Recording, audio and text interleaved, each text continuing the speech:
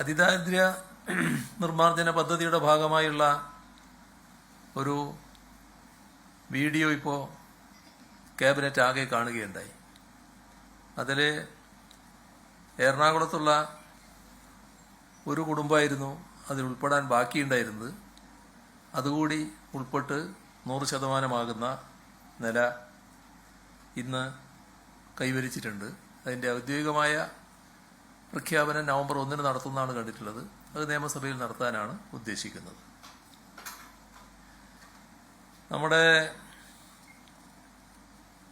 PM Shri പദ്ധതിയുമായി ബന്ധപ്പെട്ട്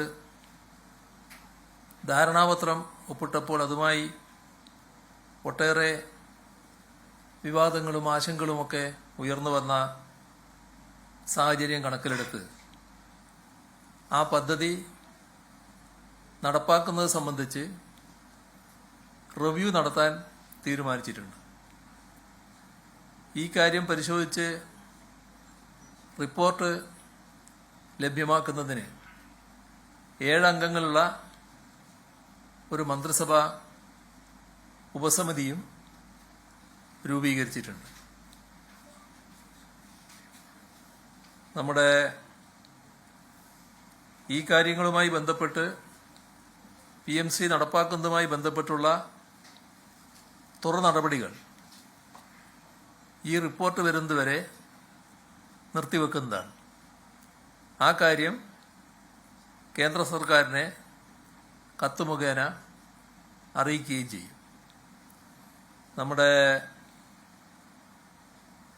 സംസ്ഥാനത്ത്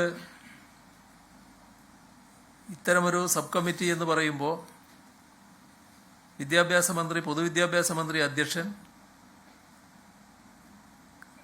കെ രാജൻ, റോഷി അഗസ്റ്റിൻ, പി രാജീവ്, റോഷി അഗസ്റ്റിനെ ഞാൻ പറഞ്ഞോ?